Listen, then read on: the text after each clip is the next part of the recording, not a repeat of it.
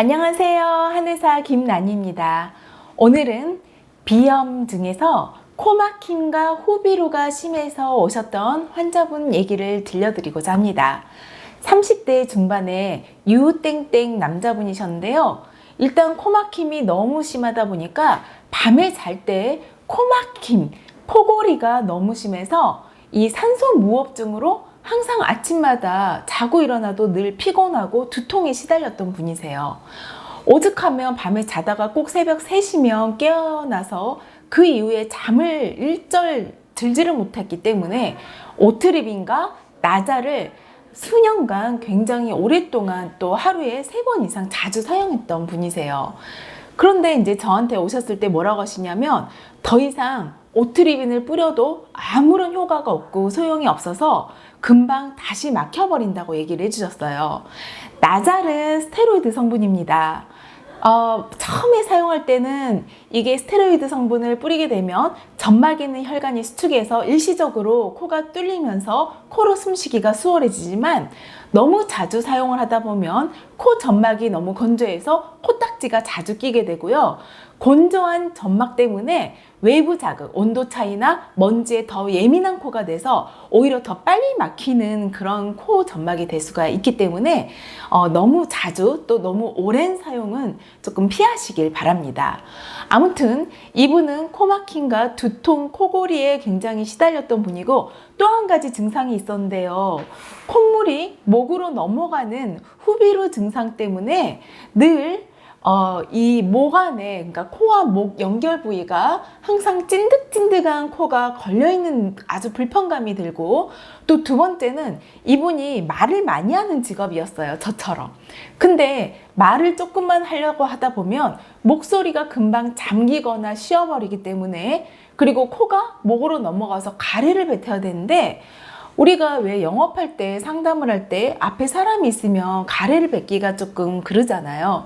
그래서 이분이 굉장히 그것 때문에 스트레스를 많이 받고 있는 상태셨어요.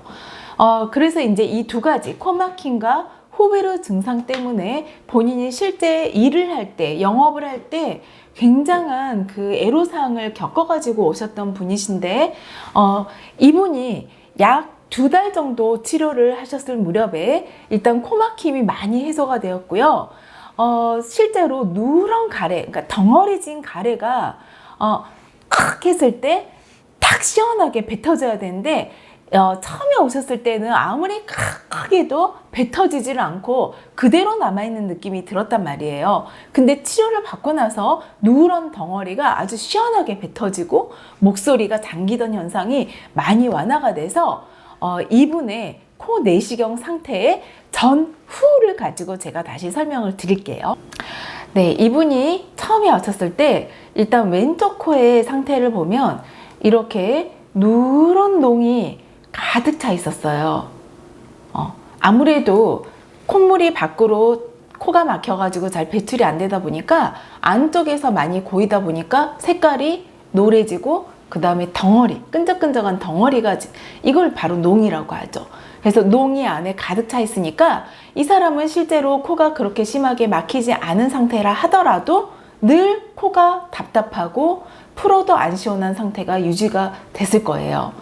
그래서 이렇게 누런 코가 안에 많이 차 있는 상태였는데, 일단 배농 치료를 하고 나서 치료 후의 사진을 보면 색깔이 누런 농이 굉장히 옅어지고요. 색도 옅어지고 코딱지같이 약간 말라서 붙어있긴 하지만 그래도 많이 농이 빠져있는 모습을 볼 수가 있죠. 물론 가운데 코의 숨길도 조금 이렇게 열려있는 상태라고 볼 수가 있습니다. 그러니까 코로 훨씬 숨쉬기가 쉬워진 상태라고 볼 수가 있습니다. 자, 이분은 처음에 오셨을 때 오른쪽 코가 굉장히 코 점막 부종이 되게 심했는데요. 여기 이렇게 보시다시피 코 길이 거의 안 보여요. 너무 부어서 이렇게 코 점막길이 울퉁불퉁하게 부어 있다 보니 꽉 막혀 있는 상태라고 볼 수가 있고요.